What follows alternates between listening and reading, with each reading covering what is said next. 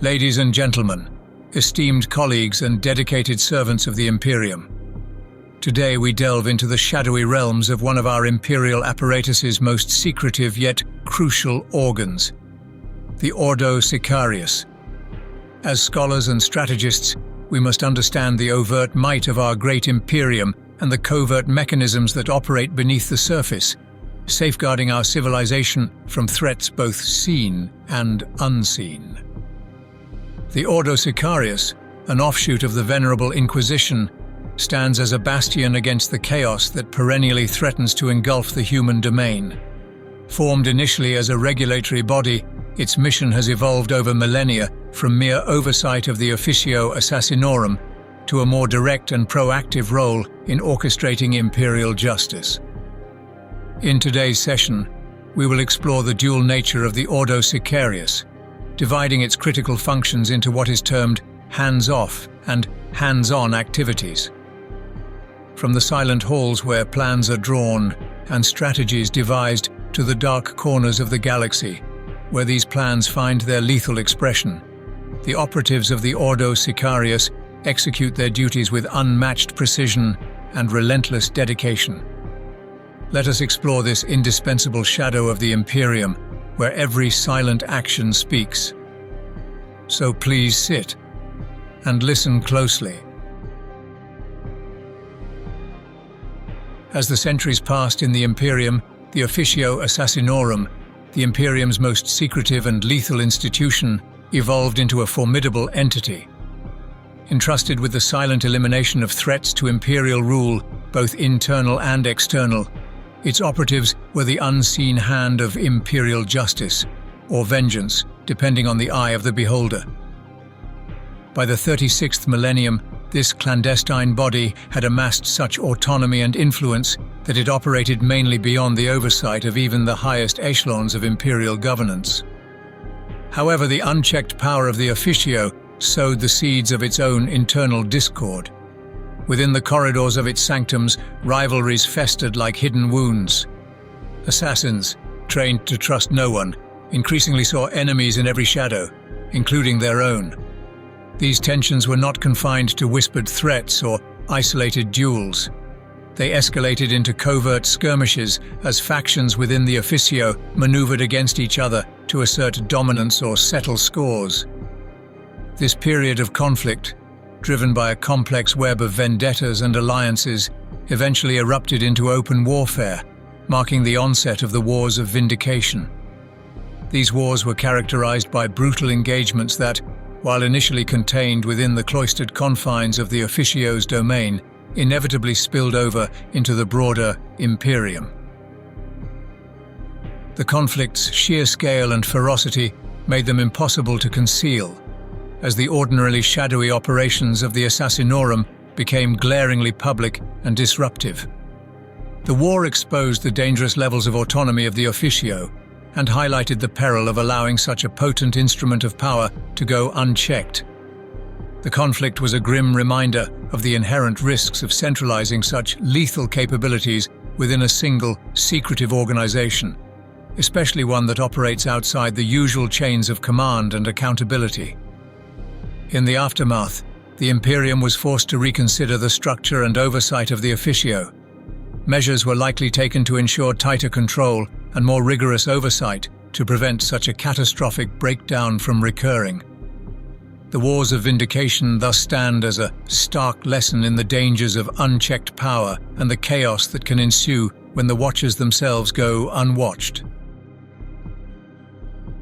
Where deception and secrecy are tools of the trade as much as they are weapons of war, the turbulent events following the demise of High Lord Goge van Dyer provided fertile ground for an audacious power grab within the Assassinorum. The plot was set in motion by Cis Jarek, a member of the Calidus Temple, skilled in the art of disguise and infiltration. Armed with the authority of the late High Lord's orders, Jarek assumed the identity of the Grand Master of Assassins, an ambitious move, as bold as it was, fraught with peril. However, The true Grand Master, a master of strategy and foresight, had anticipated such a betrayal.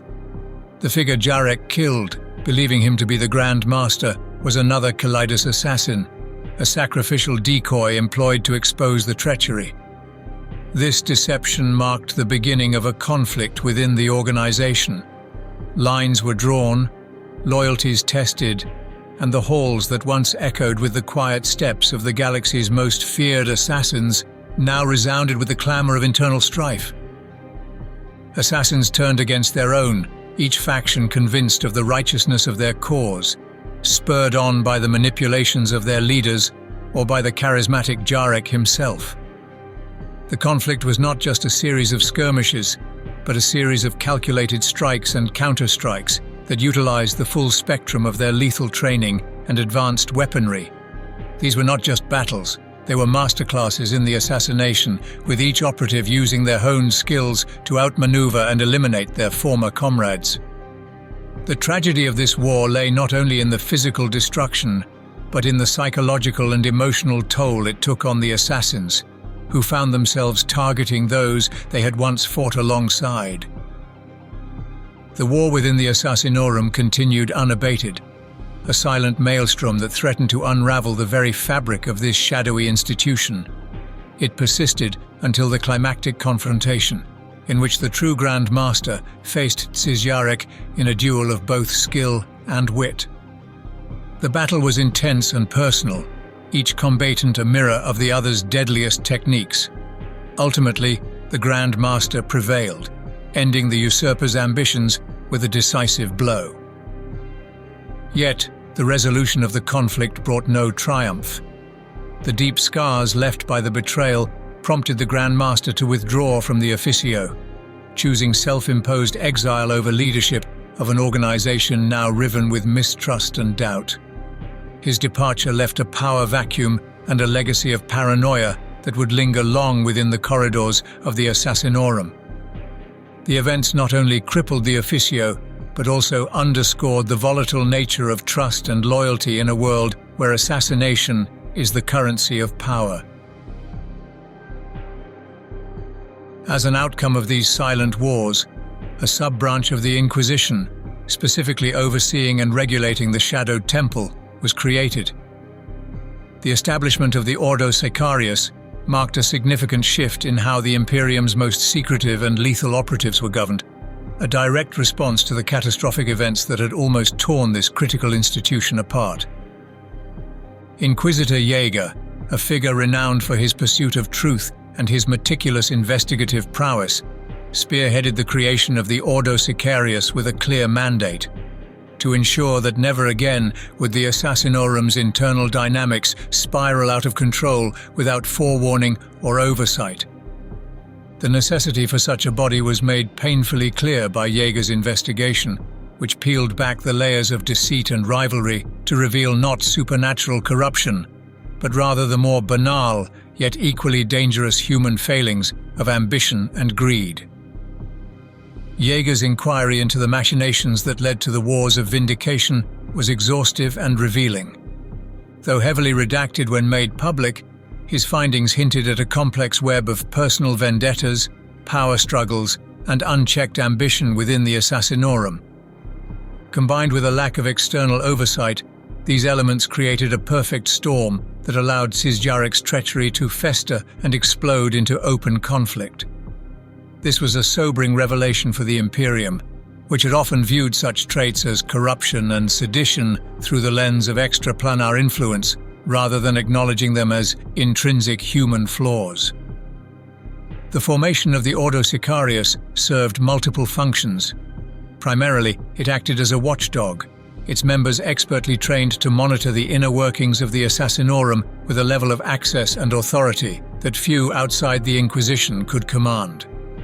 Secondly, it sought to restore trust in the Officio Assassinorum within the organization and across the Imperium, reinforcing the idea that while the assassins operated in the shadows, they were not beyond scrutiny. Inquisitor Jaeger's role in these developments cemented his legacy as a pivotal figure in the reformation of imperial oversight.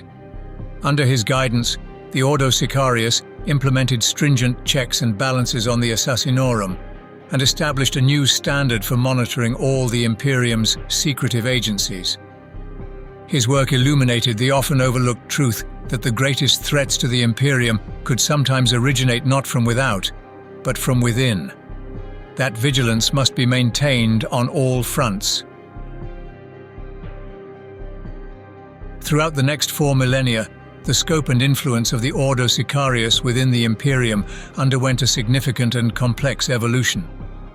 Initially mandated as a supervisory body for the Officio, this order was tasked with ensuring that the Imperium's most secretive and lethal operatives conducted their affairs within the stringent confines of their charter. Their investigations were marked by the meticulous and relentless scrutiny for which the Inquisition is renowned, leaving no stone unturned within the Assassinorum's halls. However, as the Ordo Sicarius and the Officio Assassinorum operations became increasingly interwoven, a logical extension of their original duties emerged.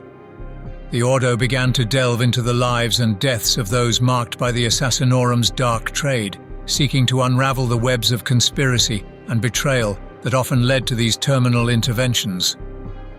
This shift represented a deepening of their investigative purview, expanding their focus from the agents of death to their notable victims and the often shadowy figures behind them.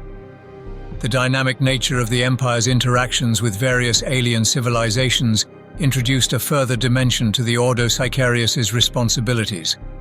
The increasing frequency of overt and covert conflicts with these non-human entities enriched the Ordo's understanding of alien psychologies and strategies. Critical in a galaxy rife with hidden threats, this knowledge was eagerly integrated and expanded upon by the Ordo Xenos, specialists in alien affairs who found great value in the insights gained from the Ordo Sicarius's expanded operations. As these external threats grew, a specialized cadre within the Ordo Sicarius emerged, dedicated exclusively to studying alien methodologies. Entrenched in the shadows of interstellar intrigue, these inquisitors developed expertise in identifying and anticipating potential Xenos influences behind attempts on the lives of critical Imperial figures. Their work, often shrouded in secrecy, became crucial in preempting strikes that could destabilize the delicate power structures of the Imperium. Reflecting upon this historical trajectory, it is evident that the Ordo Sicarius's broadened remit was not a shift in operational scope, but a strategic adaptation to the evolving threats faced by the Imperium. Through their rigorous oversight of the Assassinorum and their proactive engagements with the wider galaxy's dangers, they not only upheld the internal security of the Empire, but also fortified it against the ceaseless machinations of its numerous adversaries. This transformation was marked by a series of operations in which the lines between safeguarding humanity and manipulating its destiny blurred significantly. Initially, the Ordo Sicarius's remit expanded to include preemptive strikes against potential threats, both human and alien. However, as their expertise in alien tactics deepened, this knowledge began to be employed in more sinister ways.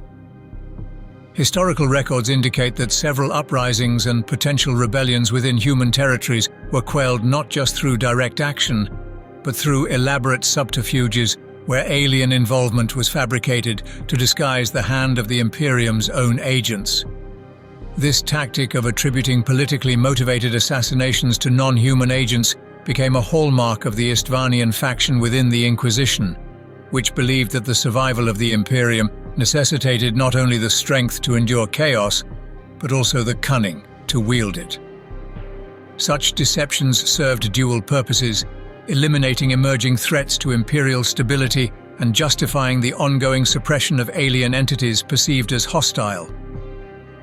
A particularly illustrative example of these tactics occurred in the late 37th millennium during the crisis in the Cassiteride system.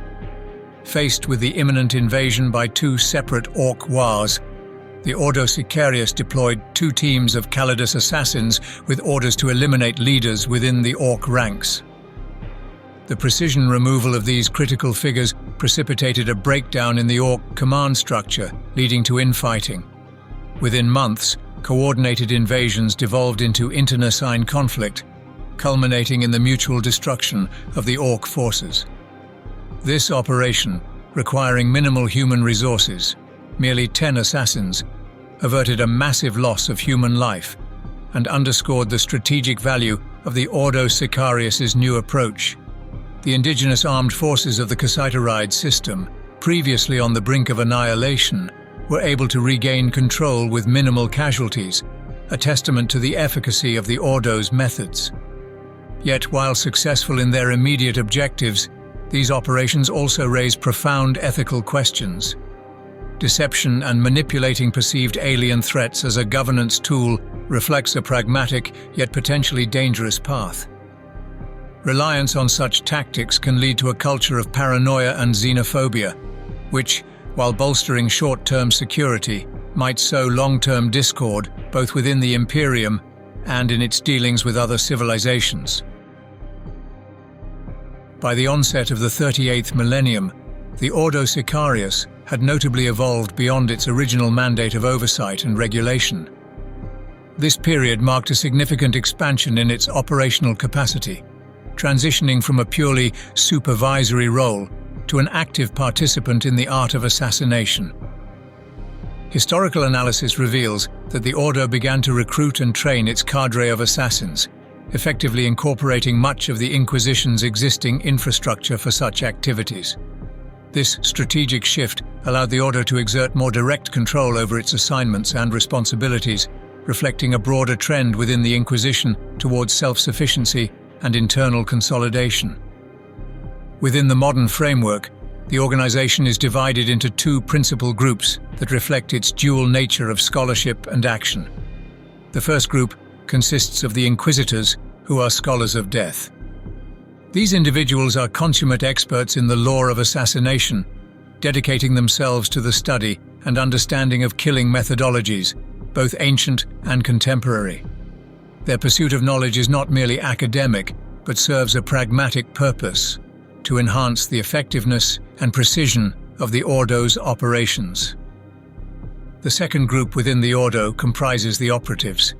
These individuals embody the Ordo's will, trained from a tender age to execute the decrees of the imperial authority with unwavering dedication and efficiency. Unlike their counterparts in the Imperiums Assasinorum, characterized by its diverse temples and specialized killing techniques, the operatives of the Ordo Sicarius are generalists in the deadliest sense. They are masters of various weaponry and combat techniques, drawing from human and non-human sources to ensure unparalleled versatility and adaptability.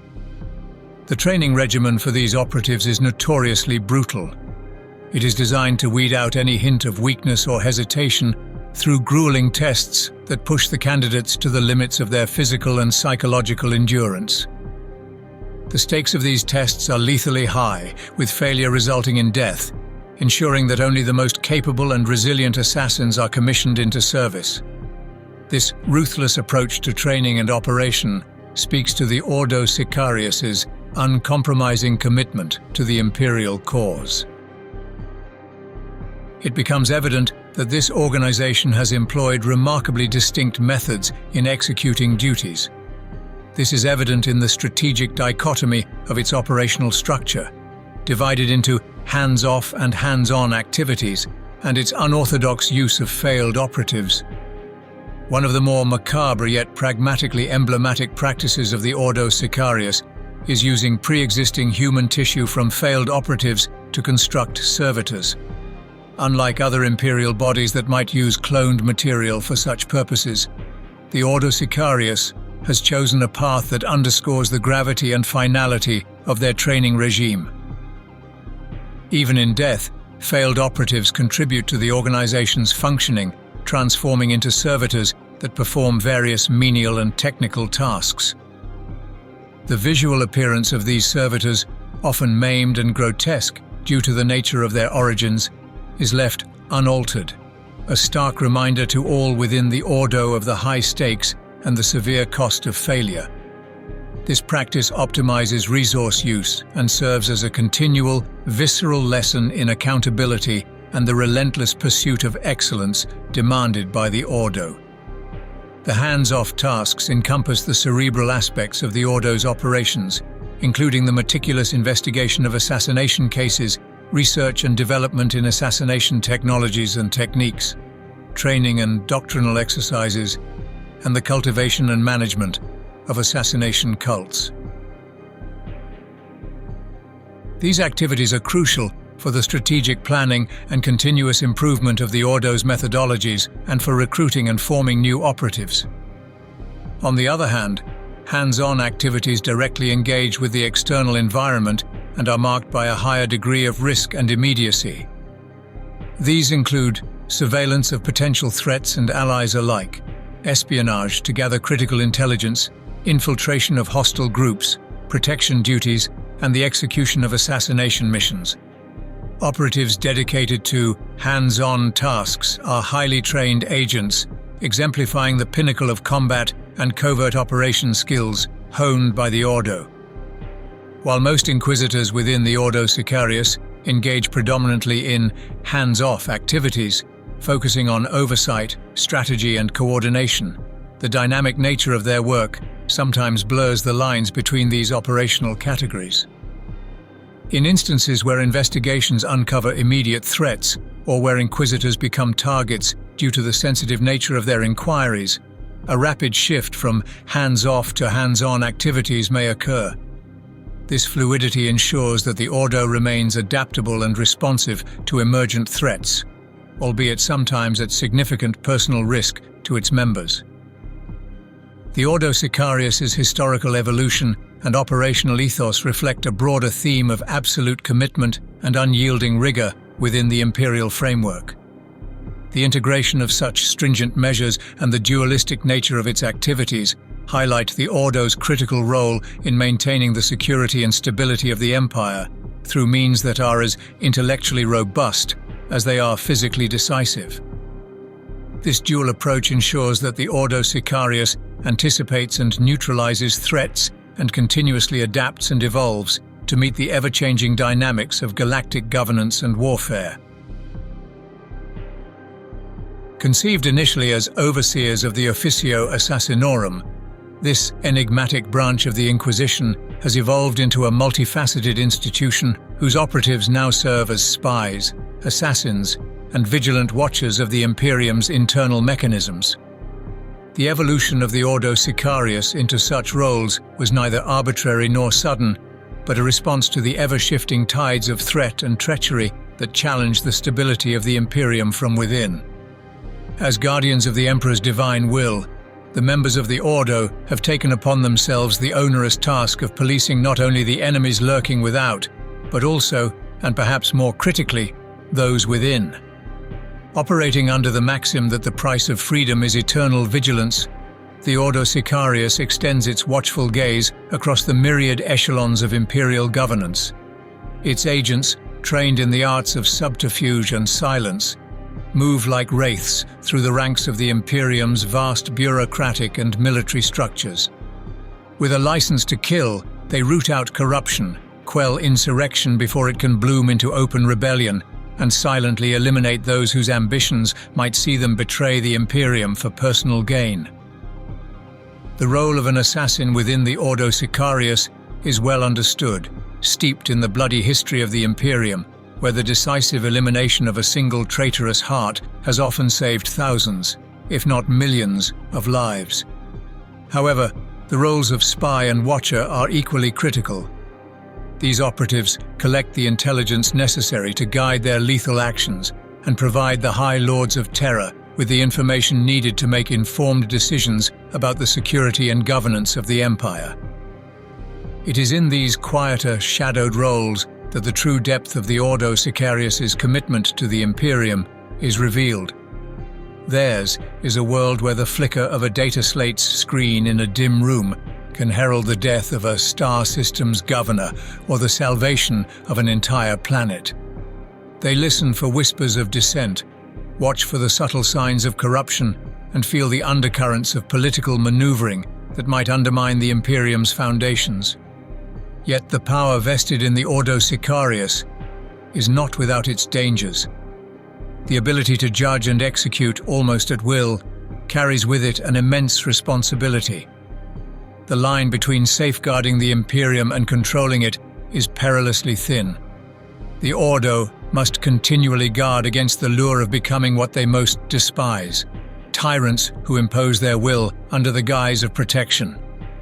As historians, when we reflect upon the role of the Ordo Sicarius, we must consider not only the lives they have saved and the rebellions they have quashed, but also the impact of their silent watch on the fabric of imperial society. Are they the unseen saviors of our Imperium, or its silent judges? Perhaps they are both. Guardians who operate in the gloom so that the Imperium might walk in the light of the Emperor,